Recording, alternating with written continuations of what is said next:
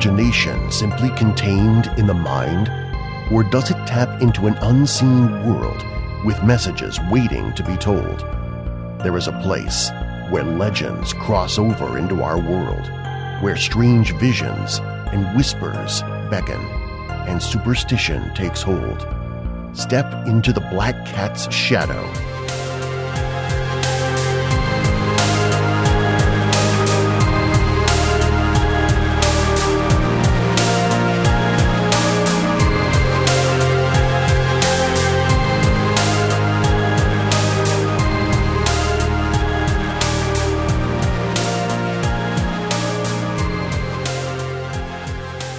Welcome back to the Black Cat's Shadow. Join us as we take a closer look at the cases of the strange and unexplained from all over the world, and how they inspire some of our favorite horror movies. My name is Andy, and I am one of your hosts podcasting from Kansas City, Missouri. And I'm Dakota. I am your other host, and I'm coming out of Olathe, Kansas. And today on our virtual road trip, we decided to talk about Nevada. Nevada is a gold mine for some creepy things that have happened over the last couple decades. One in particular is Area 51, which is something cool. I know we kind of talked about it before, Andy. Do you know a lot about Area 51? You know, basically that it's some kind of secret base. It's highly classified, so the government doesn't really talk about like what it's all about. So because of that, there's a lot of conspiracy theories revolving around it. So I kind of know of it. I know a lot of the theories about how maybe people think that they're hiding alien spacecraft there, or aliens themselves, or things like that. And some other people say, well, it's just like experimental aircraft or weapon systems that's being tested out there. Yeah, and we'll cover Area 51 later on the podcast. But we have so many different things about Nevada; it's insane. Actually, if you want to start on that, I'll definitely take the lead on Area 51.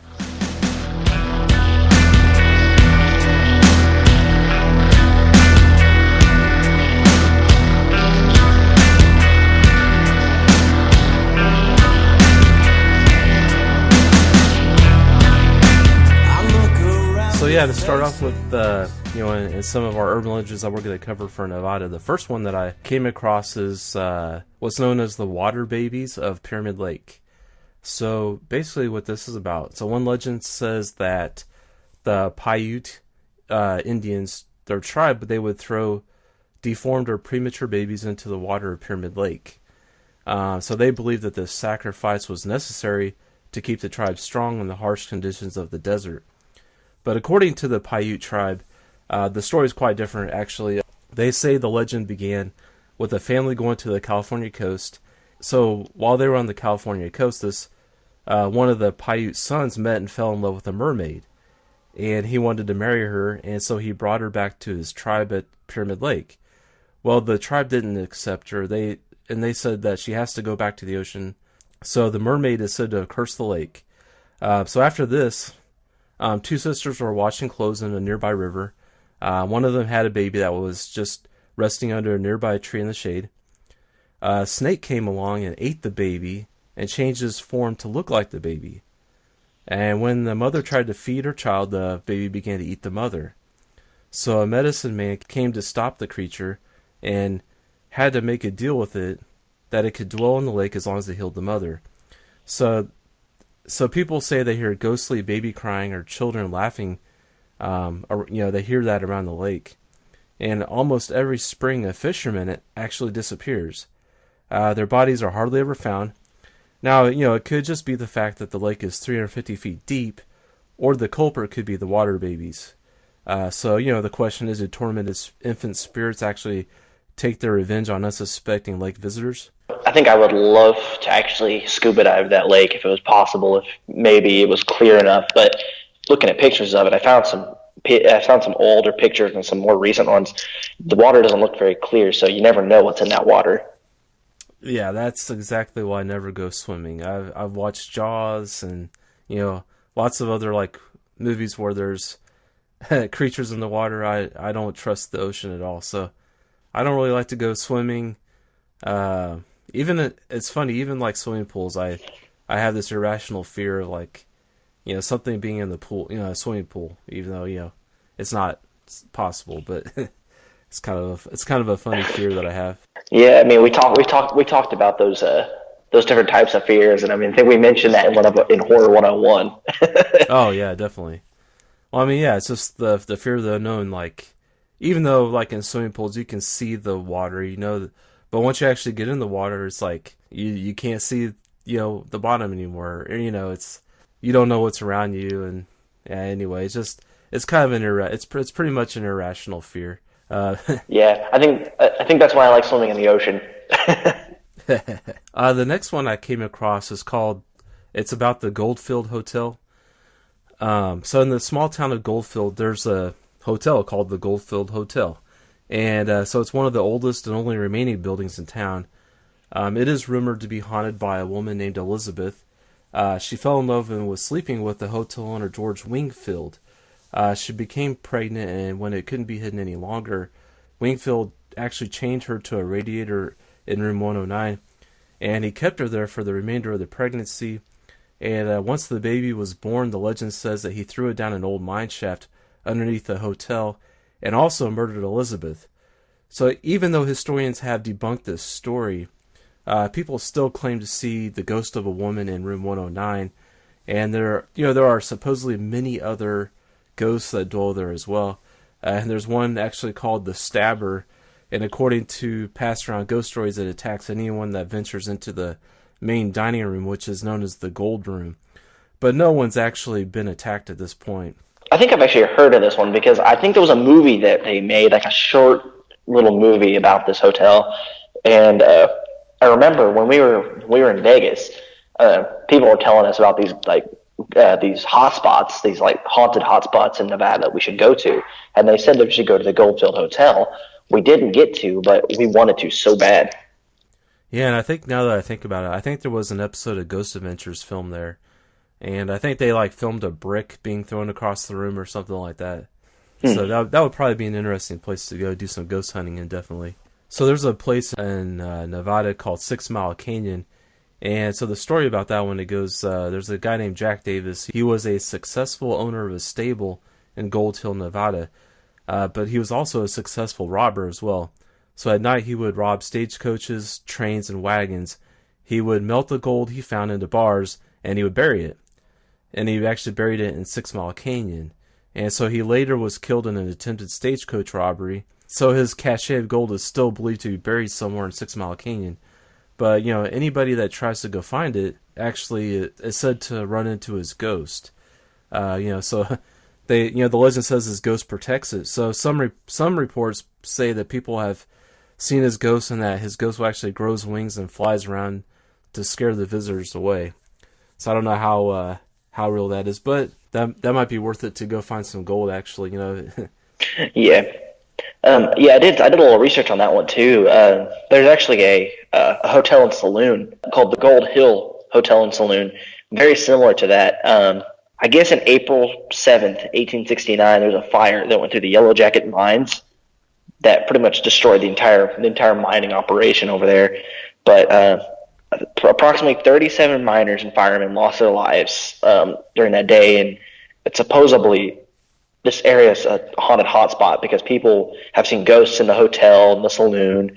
And I think there actually was an episode of Ghost Hunters done at this place because it is such a paranormal hotspot.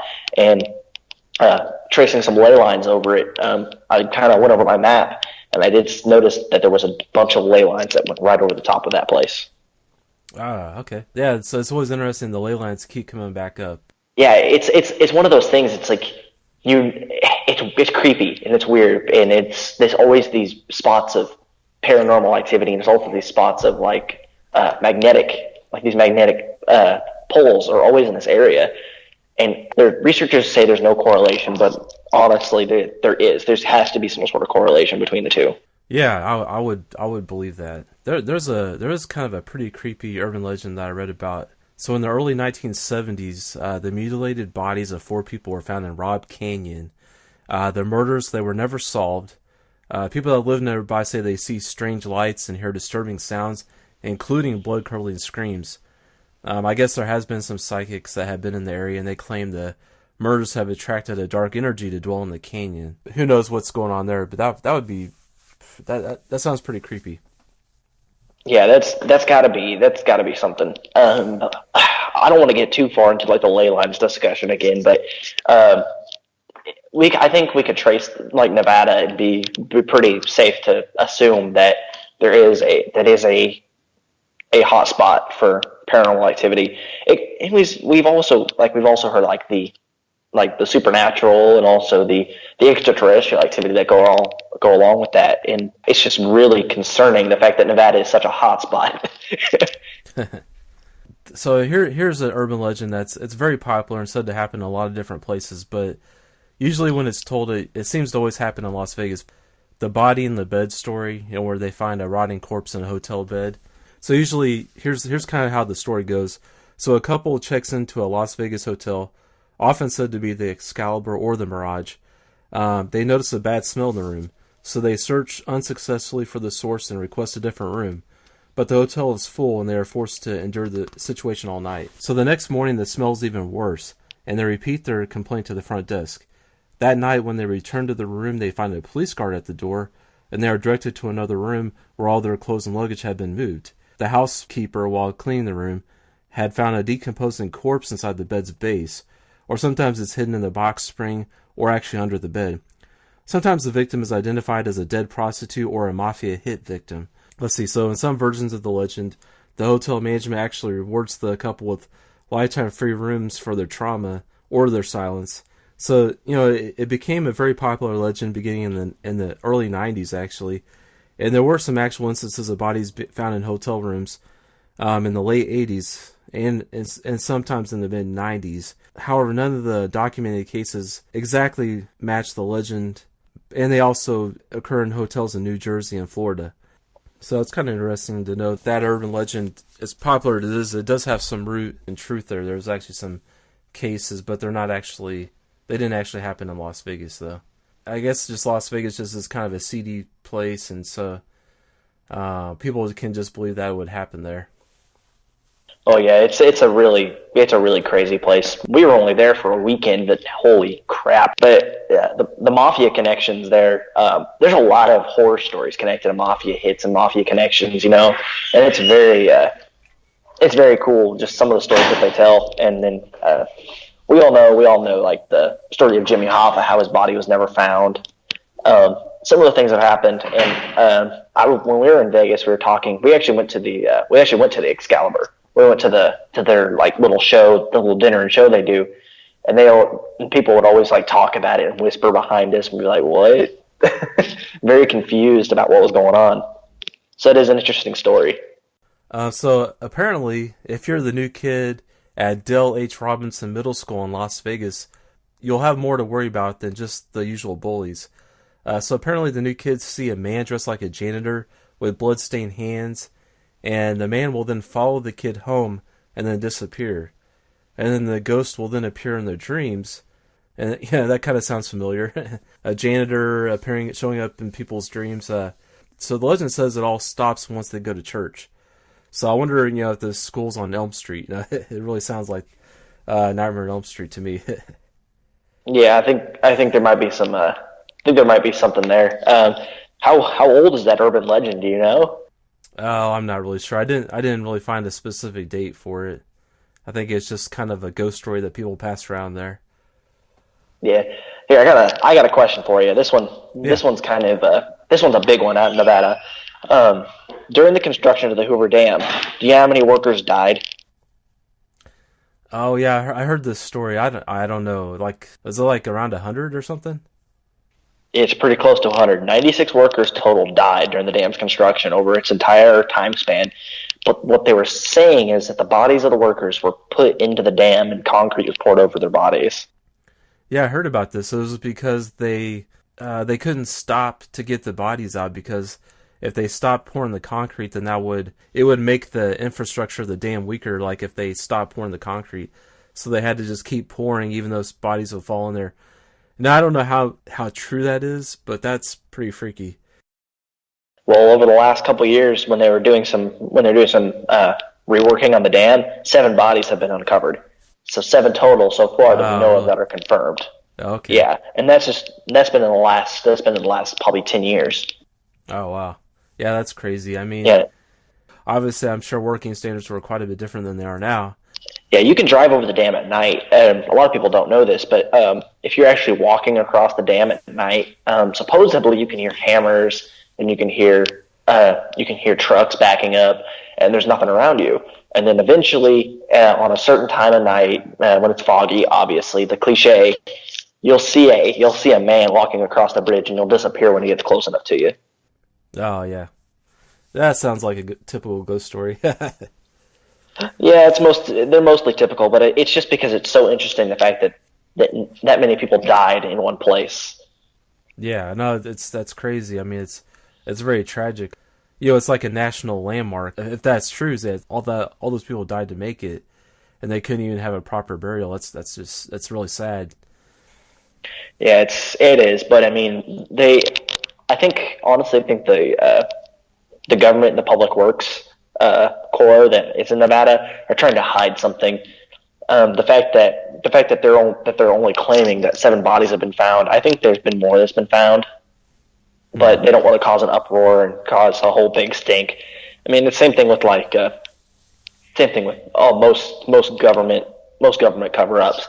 I mean, I'm not trying to start a conspiracy theory conversation here, but there's got to be a lot more to it than just the 7 bodies. But I mean, we never know. Who are we to say?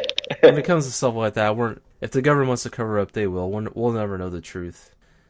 So there's a mansion in Las Vegas. It's called the La Plaza Mansion, and it's been featured on many ghost shows. It is one of the most famous haunted places in Las Vegas. And I don't know how you pronounce it. La Plaza?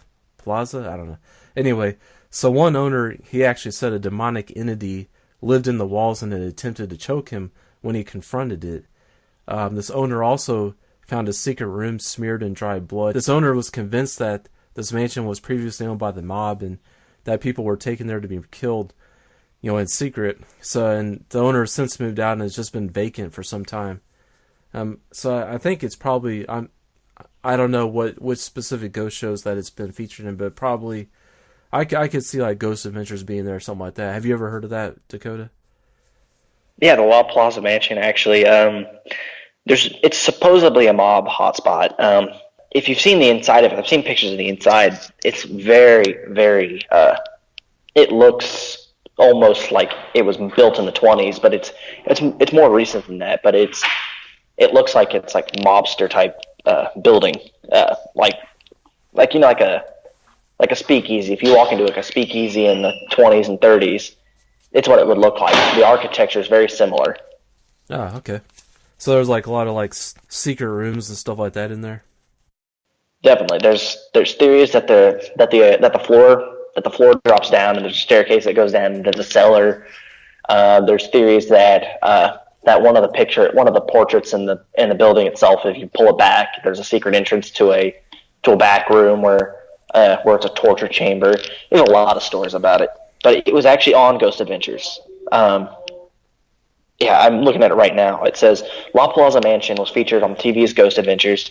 According to stories, the mansion was a former mob house and most recently owned by a man who challenged the resident ghost. Yeah, so it wasn't Ghost Adventures.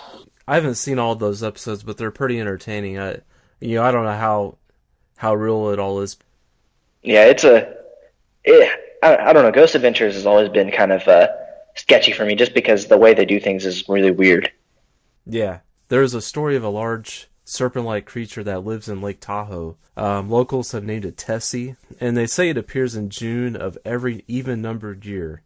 So I don't know how that works out, but the legend actually goes back to the 19th century, and in the mid-70s, Jacques Cousteau actually explored the lake in a mini-submarine.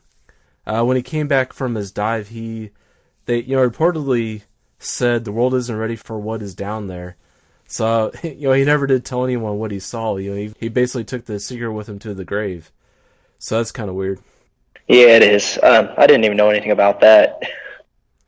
Yeah, it makes you really curious what he actually saw. Like who knows? It may not even have been anything to do with creature. It may have been something else.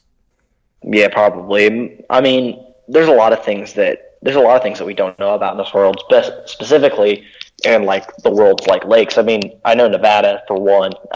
We're talking about all like the UFO crashes that have happened there that we don't know what's in the water. Yeah, there's some other theories about like they call USOs, unidentified submersible objects, basically like underwater like spacecraft or like spaceships that come out of the water, like that come out of lakes and they go into lakes and stuff like that, or into large bodies of water. It's kind of weird. The other ones that kind of like pop up are like obviously the skinwalkers. They're all over the place. The Native Americans of those areas will have a lot of information on those, and you can actually go online. And there's actually a bunch of websites about Native American lore that cover like their main areas.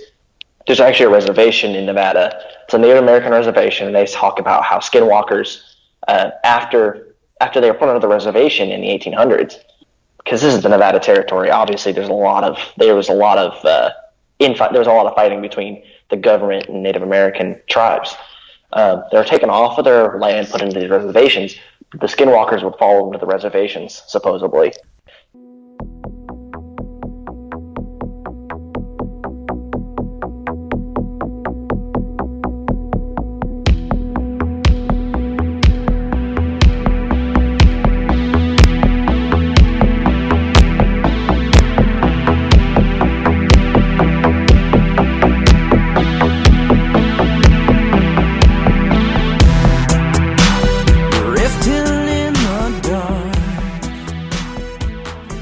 Alright, so the deal with Area 51 is it's been a debated topic since probably the 60s, where the very first like sightings of military vehicles going into this mysterious base, or objects flying over this mysterious airspace, and airplanes flying over this airspace and being told that they have to land in this one little area and take off and leave again, or they had to fly all the way around this specific area of the desert.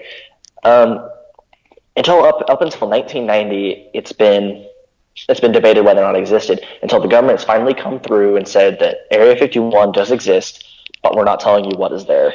It's weird. Now with all the technology we have Google Earth. You can actually go in and type in the coordinates for Area 51, which are I don't even know how to read the coordinates for this. It's so weird. But I'll end up posting them on Horror Amino. That way you can see them. You can look at Area 51 from a satellite, and it looks like a huge airfield. That's all it looks like. People have debated whether or not those airfields are actually real or it's just another government cover-up. We don't want to get too far into the government cover-up side, because I don't want them knocking down my door and arresting me for exposing their secrets, you know, the Men in Black. Yeah, don't want those visits, definitely. Yeah. One of the big myths that have happened. This actually originated in the 60s. I'm going to read this directly from the website. It's www.darkgovernment.com.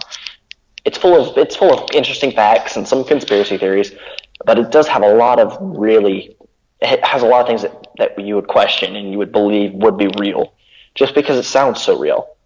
The name alone inspires thoughts of government conspiracies, secret black aircraft and alien technologies. Facts, myths, and legends weave together in such a way that it can become difficult to separate reality from fiction. What exactly goes on in this installation? Why did the government alternatively acknowledge and deny its existence until the 1990s? Why is the airspace over it so restricted that even military aircraft are forbidden from flying through it? And what does it have to do with Roswell, New Mexico? Do you know the answer to that question? Roswell, New Mexico, and Area 51? Well, supposedly that was one of the places where, like, with the crash at Roswell, you know, people believe it was an alien spacecraft, and there was occupants that survived the crash, and so I guess, you know, a lot of the stories say that they took the wreckage and the occupants to Area 51, and, you know, so they're using that base to, like, reverse engineer like alien technology and build experimental aircraft and stuff like that. Well, and then there's the whole thing where, you know, the military's in cahoots with aliens and, you know, things like that. Yeah, and also weather balloons. We can't forget weather balloons. Oh yeah, because it was just a weather balloon. That's all it was in Roswell. Yeah, definitely just a weather balloon. um, we can question Area 51 all we want, but one thing that really kind of gets us is the disappearances. People will disappear, like they go searching for answers, and they go searching for UFOs because people have supposedly seen flying objects fly in and out of the base and disappear into the night sky. Well, people have gone to these places, and they've let their family know, hey, I'm going this place. If you don't hear from me, let everyone know what happened to me. Well, a lot of the families are keeping it kind of hush hush about the names and people, like the names of people. But there's I think over 30 cases, over 30 disappearance cases that have happened in the exact area of Area 51, which is really, really weird. Well, I mean, yeah, it's pretty well known that they have extensive security, like just miles and miles around the base is blocked, fenced off to where you can't even go near it, and they have like security that patrols it. So, and that like the signs that are posted, they say we'll shoot on sight. So who's to say that they, if some of these people did try to get into the base, that they weren't just shot and taken off somewhere to be buried? Who knows? Yeah, and that's kind of where people start to like distrust the government a little bit, because they know that something's going on there. Government just won't reveal it, and people are so afraid of what the truth is. One of the greatest mysteries of the space is why they built it where they built it, and we've kind of come to understand why it's built that way. There's actually a dry lake called Groom Lake, which borders the base. To the west is the NTS. I forgot exactly what that stands for. The closest town is called Rachel, Nevada, which is about 25 miles north of the base. And if you know anything about Rachel, Nevada, it's an area. It's a tourist hotspot now. Ever since the 90s, ever since they revealed that that Area 51 exists, Rachel, Nevada has exploded. Well, we have all these these UFO types, these alien seekers, the typical nerds. And if you've actually seen the movie Paul, oh yeah, one of the places they stop is in Rachel, Nevada, and it's really cool. I actually want to go to Rachel, Nevada so bad, just because I'm a conspiracy theorist and I believe that aliens do exist. That's besides the point. Yeah, well, I mean, if you think about it, I mean, it's hard to believe that we're not. You think, are we the only planet that life could happen on? I mean, who knows? I don't have the answers, but I believe that the possibility is out there. And there are a couple theories about this place, about an underground railway that goes beneath most of Nevada, that travels from California, New Mexico, all those areas that connect in one specific place, which is Area 51, and it surfaces in Area 51. There's actually some more sites on here that have actually happened, with like some UFO hotspots, like Los Alamos, White Sands, and Los Angeles are all areas that have experienced these unexplained phenomenons where huge spacecraft have flown over. And then Texas and one, when we do our Texas episode, I'm sure Dave would be able to clue us in a little bit on this if he's seen it or he's heard about it. The Texas lights. Oh yeah, is it the Marfa lights? I think that's what it is. Yeah, they were huge lights that were flying in like an arrow formation. It was really creepy. Everything with Area 51, we've heard of stories, and now we've actually had some something come to light. The U-2 spy plane and the F-117A stealth fighter were actually developed in Area 51, supposedly. Yeah, so that's some of the things that they have come forward, and they have declassified some of the documents about what they did. So that was some of the information that came out.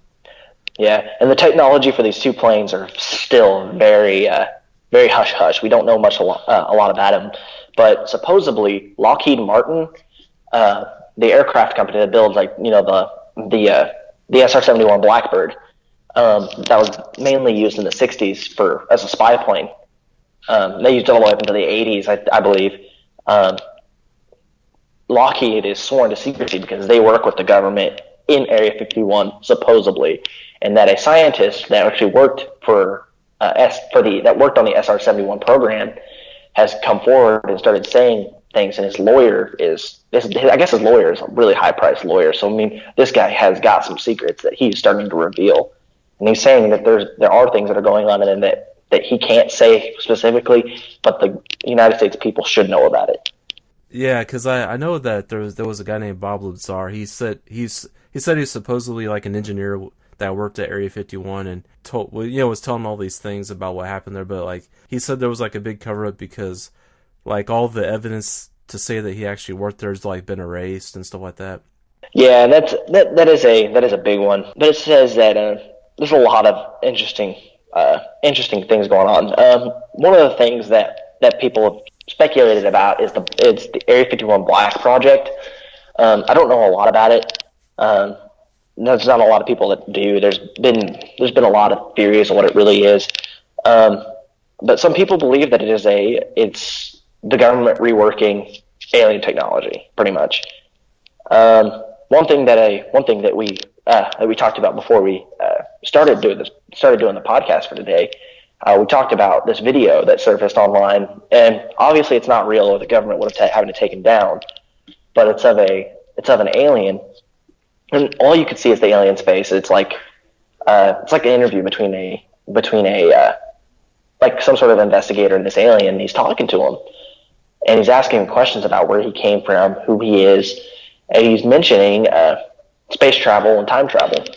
But what the guy says in the video is that time travel and space travel are one and the same, which kind of gives light to the gray aliens, how supposedly they are time travelers. Yeah, no, it's an interesting theory that the Greys are actually like humans from the future. Like in the future, the humans have like modified themselves or evolved or whatever to the point to where they look like these gray beings now. And so, yeah, it's an interesting theory that these Greys are actually time travelers coming back in time, rather than being extraterrestrials. Yeah, and one of the interesting things that the alien said in the video was that due to war and due to conflict, that it caused a nuclear holocaust, which is in turn what created the need to evolve so far and to create time travel so that they can go back in time to study and find out why these things happen. Because during the war, all history was destroyed, and that's the reason why we're seeing these spacecraft is they're coming back to study us. So maybe that's why we're seeing all these cave drawings and all these like the Hopi Indians have seen these weird shapes in the sky, or the Nazca lines that look like landing strips. We never really know. Yeah, there's a lot of stories that we hear about that definitely point to something weird going on. There's a story, a guy named Charlie Arundel. He was a security guard for a mine near Area 51 in 1965. And he and some of the other guards were taken to an airstrip one night and told to guard the perimeter. They were given orders to shoot on sight anything that came near their property. So that first night, so they were there for 2 nights. That first night, they did hear a humming noise for about a half an hour. When the sound stopped, they were picked up by government officials. And on the way out of the base, they spotted a round camouflage tent on the runway. And the tent was surrounded by troops that stood elbow to elbow with their backs to the tent. And they were all heavily armed with automatic weapons. And so the next night, they were taken back out to the airstrip for guard duty. And they heard the same strange hum again. But this time, when they left the airstrip, there was no tent there. There wasn't anything on the airstrip this time. The tent was gone. So that was kind of weird. Makes you wonder, what were they doing there? Area 51 has always been a topic of discussion ever since the 60s. Even before that, people were talking about this mysterious air base that was being built out there. But I mean, we hear new facts every day. We hear new things every day. And there's a guy on some national talk radio on a show called Ground Zero. He talks about these aliens all the time. He has these specialists on. A very good thing. He does a podcast also. I've been trying to get into contact with him, honestly. I want to be able to get on his show so we can talk to him about these things, because it'd be great to actually get that a little bit of exposure, obviously. Oh yeah. Just to get his insight on these, and just like junior podcasters like us would be able to learn from him and learn these interesting facts about like these different monsters that this guy is supposedly heard from, and these different exposures that he'd had from these scientists about Area 51. It'd be pretty interesting to talk to him. But that's actually a good place for people that are interested in this one topic to go to. You can go to groundzero.com. I think that's what it is, and listen to some of his podcasts about Area 51. Yeah, well, speaking about like podcasts and radio, that kind of takes us to another story. There's another paranormal radio show or podcast called Coast to Coast AM. I think a lot of people know about that one. It's hosted. It used to be hosted by Art Bell for the most part, but now it's hosted by George Noory. But in 1997, a man called into the show, and he claimed to have worked at Area 51, and he sounded legitimately terrified, as he said that extraterrestrial beings have infiltrated a lot of aspects of military establishment, and they want to wipe out the major population centers. But he said what we think of as aliens are not. They're not extraterrestrial. They're actually extra-dimensional beings, which is interesting. But during the call, the satellite transmission carrying the show was lost, leading a lot of people to believe that the government was trying to cover it all up. So if any of you guys are a fan of the band Tool, you can actually hear the recording on their Lateralis album. It's on the track called Phaptoid. I think that's how you pronounce it. And so that actually translated means the voice of God. And what that language is, it's actually the Enochian language, which is supposedly like an angelic language. So, it's kind of creepy. We'd all like to think it was just a hoax or somebody off their rocker, but who knows? Yeah, it definitely is something interesting. And you bring up Enochian. I think we've mentioned Enochian before. It's an expansive language. There's a theory that what we know as aliens or extraterrestrials and like extra-dimensional beings are actually, or could be, angels or demons or whatever. In other cultures, that's what they see them as, and we don't know whether or not if they exist or not, or if that's what they really are. Obviously, we're just speculating, but you can call us out on our theories. You can give us your own theories too. That'd be an interesting thing that we'd like to read or hear from. Oh yeah, definitely. If anybody has any Nevada stories they want to share, yeah, definitely, share them with us. Oh, and that reminds me, I totally forgot. One of our listeners from California, his name is Trin. He actually shared a cool California story. I told him I would share it, so I'm going to go ahead and do that now. I just want to thank him for sharing it, because I just appreciate the interaction with our listeners. So it says, on Highway 14 in the Southern California desert, just east of Red Rock Canyon, it's quiet in about 30 minutes in any direction from the nearest town. When it's dark there, it's really dark. Only the stars and the moon provide light. It's a prime spot for truck drivers to pull over and rest, but most won't because of the stories. I've been told the same story several times by different truck drivers. Here's the most complete story as it was told to me by Tito and Selma. Selma was following Tito as they exited the canyon. Feeling tired, they had pulled over to take a nap. The shoulder there is extra wide so they can get far enough off the road and not worry about being clipped by their vehicles. With Selma parked behind Tito, Selma went outside to pee while Tito went into his sleeper. Shortly after laying down, Tito heard a tapping on his window and saw a light in his driver's side mirror. He moved to his seat so he could open the door and see what Selma needed. Right as he opened the door, Selma came over the CB radio yelling, "Go, go, go start your truck and let's go." As Tito started his truck and began to drive, he heard a tapping on his passenger side window. When he looked over there, he saw a glowing finger tapping the window that vanished quickly. Once they were going, Tito asked Selma, "What was that?" Selma replied, "You didn't see her?" As Selma explains it, he was getting back in his truck when he saw a glowing woman in a wedding dress stand next to Tito's truck. That's when he called Tito on the CB, and they both drove off. Tito says he never saw anything more than a light and a finger. Selma says he saw a woman in a wedding dress that night, and that he saw her once after that, and he sped through that area every time after this event. And he goes on to say, "I've been going through this area for 16 years, and I've never seen anything. Both Tito and Selma have quit driving for the company years ago, and I lost contact with them. But people who work there now and have never met them have told me, 'You won't believe this, but I thought I saw a woman in a white dress standing in the desert.'"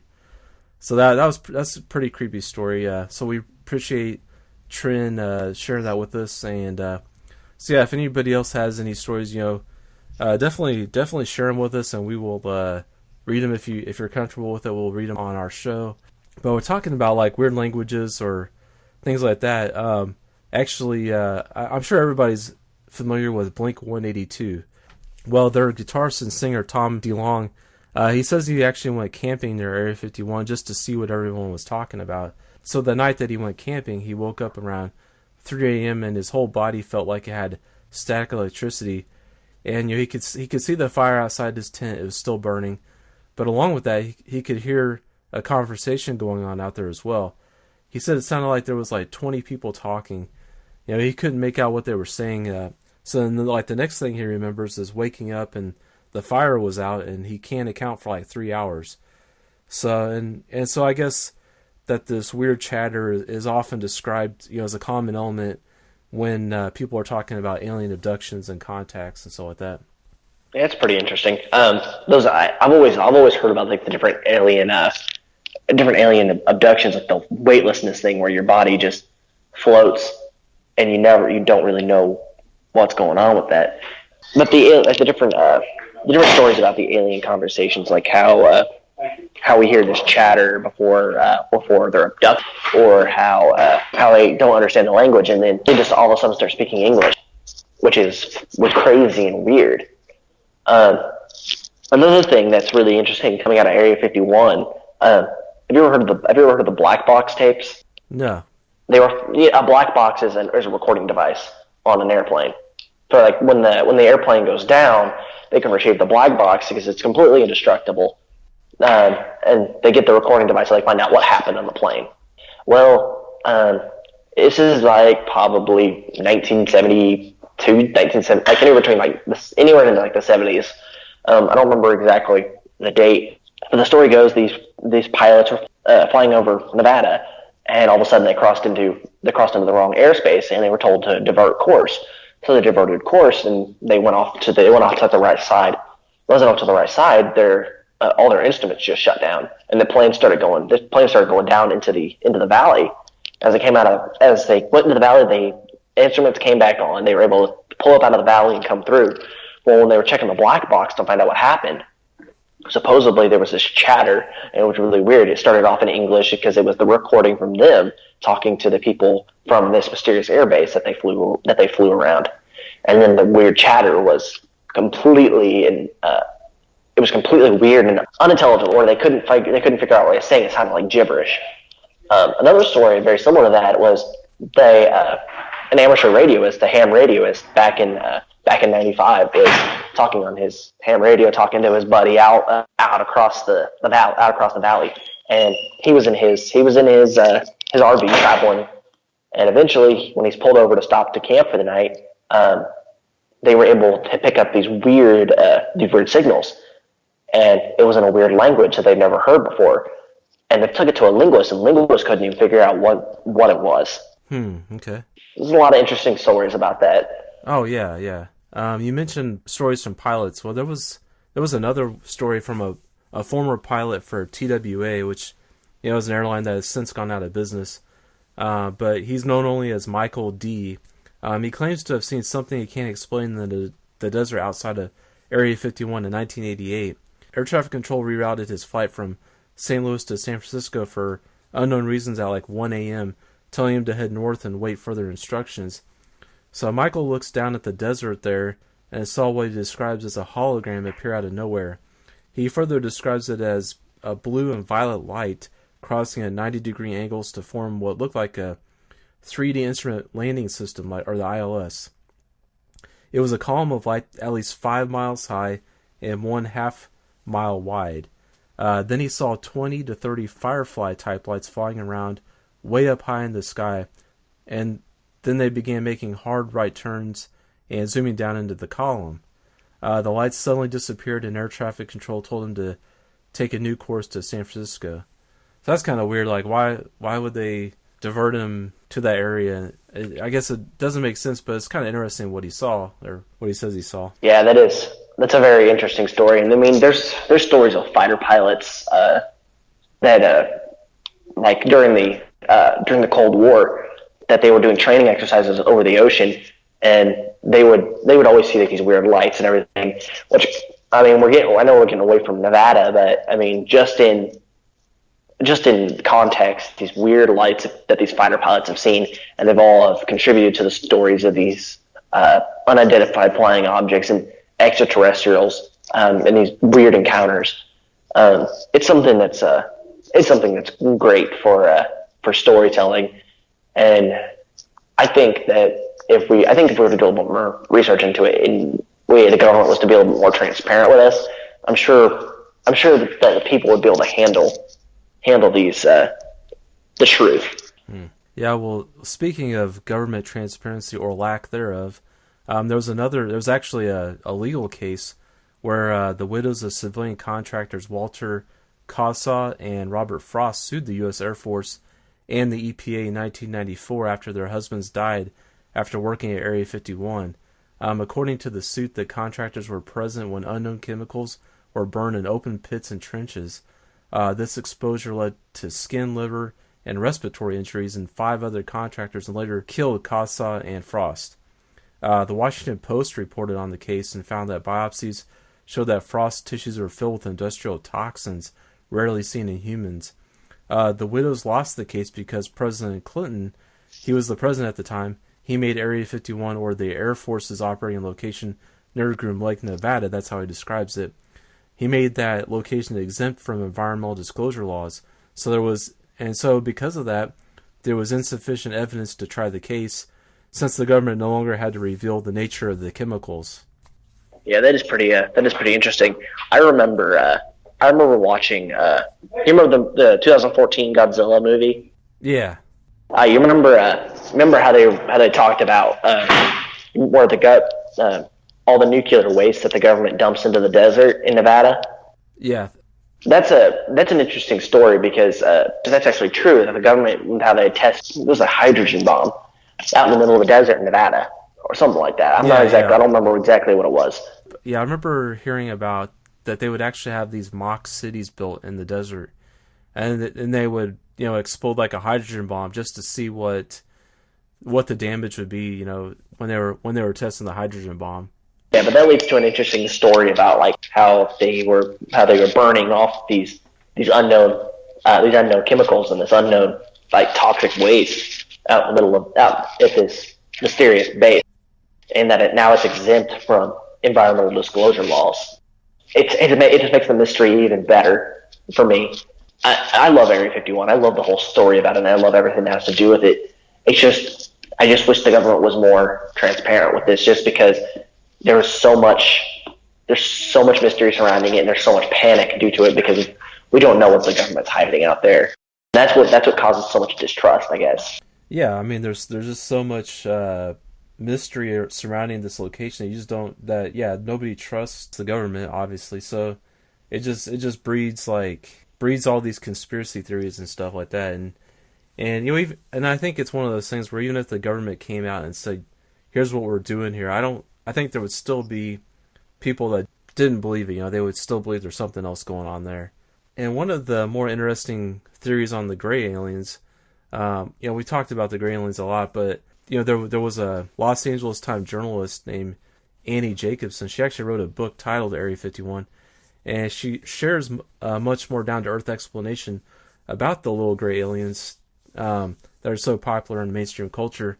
So we were talking about Roswell earlier. So she actually goes back to the Roswell incident where the supposed disc-shaped object crashed near Roswell, New Mexico. And in her book, she says that an anonymous source close to Area 51 told her that it was not a visit from extraterrestrials, but it was actually the start of the Cold War. The aliens that were supposed to have been retrieved from the flying saucer were actually human guinea pigs, the results of Soviet experiments similar to the Nazi ones conducted by Joseph Mengele. The pilots had been made to look like aliens along the lines of Orson Welles' War of the Worlds.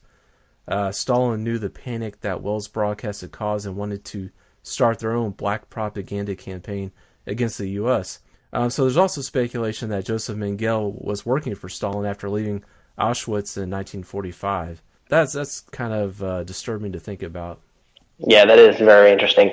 And for me, that pretty much just solidifies the more of the mystery. And we really will never know, but all the conspiracy theories that line up with it, they'll keep adding to them, and we'll never know the full truth until the government becomes more transparent with us about it. I mean, but that's all I really have for Area 51. I mean, we've gone above and beyond what I thought we were going to do with Area 51, but it's interesting.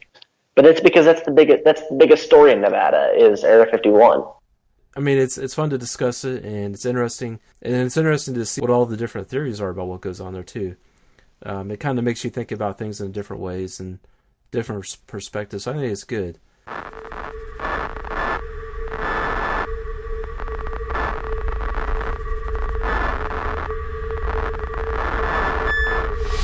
If you do an internet search on the Rendlesham Forest incident, 1980, animals were going nuts, right? The screaming sound.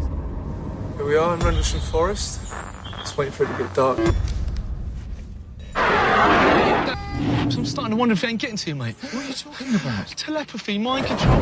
Gus, what's going on? Look at that. It's coming down. Get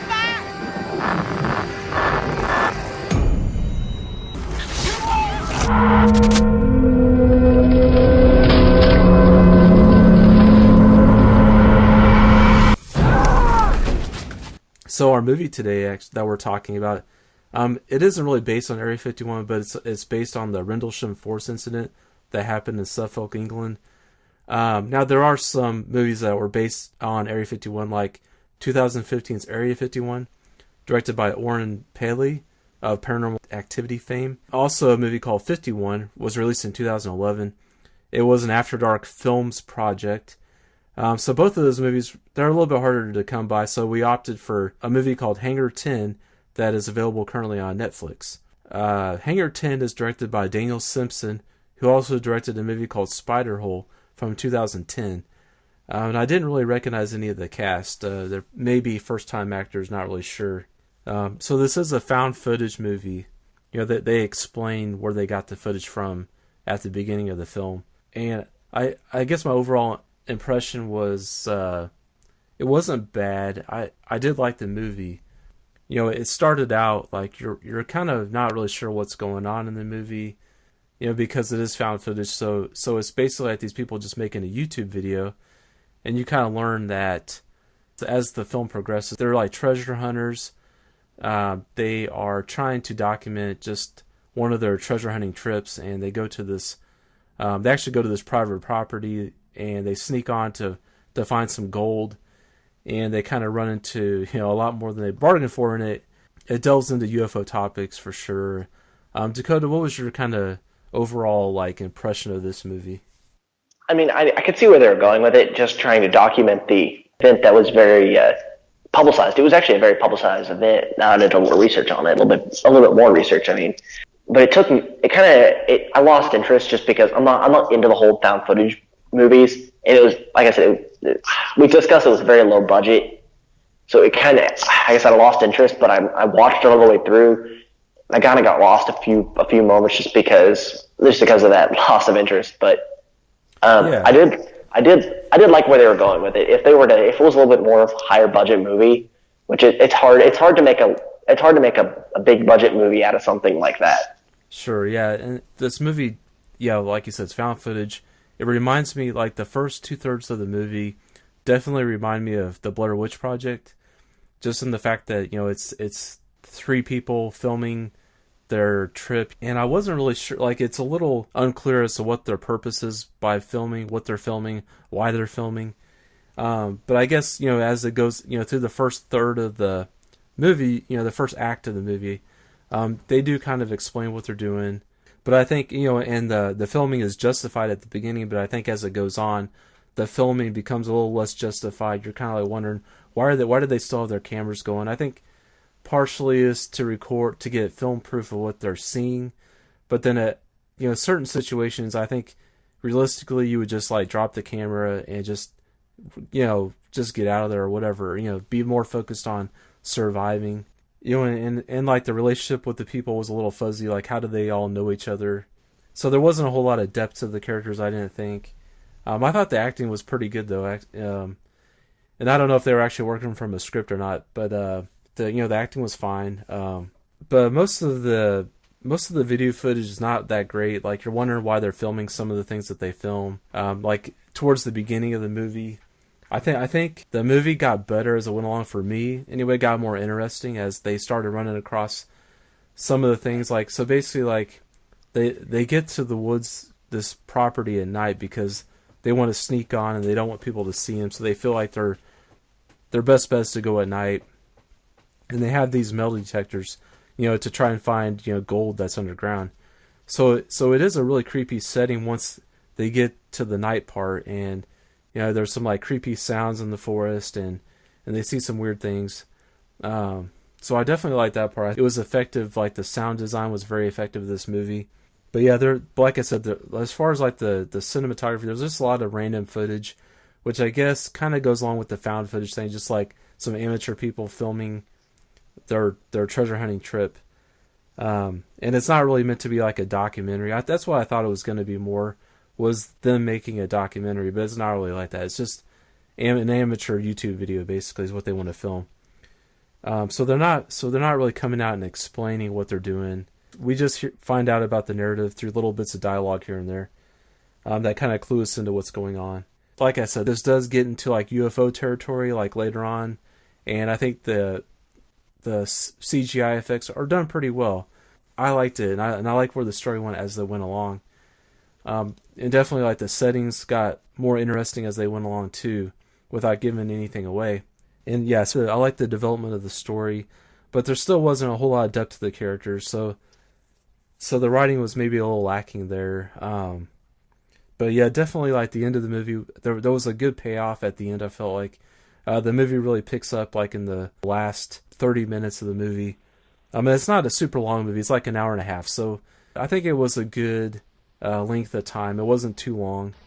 Overall, I did like this movie. I would say, it's on Netflix right now. Give it a watch. It may not be everybody's cup of tea, especially if you don't like found footage.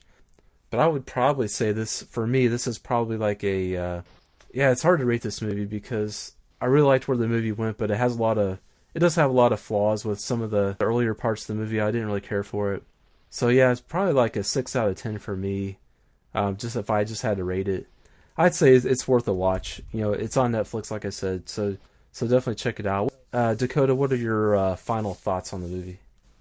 Like I said, if I think if they would pour a little bit bigger of a budget into it and not be such a found footage, kind of start off found footage and kind of flip back to this more of a documentary style where they're kind of talking about like their trip, I think it would have been a little bit better in the movie. The CGI was great. I think more like these amateur type movies that we see pop up every once in a while, they're starting to get really good with their special effects, which is awesome. Like, instead of like back in the day, like back in like the early 90s when when the people were making these amateur movies and they started putting these special effects, they were like really like those like stuff from like the 60s, like 60s special effects type. But I really like where they're going. The story itself is pretty interesting. It was just very hard for me to follow just because I lost interest when they took the story and kind of made it the way they did. Not as much a documentary, but more or less a this just happened.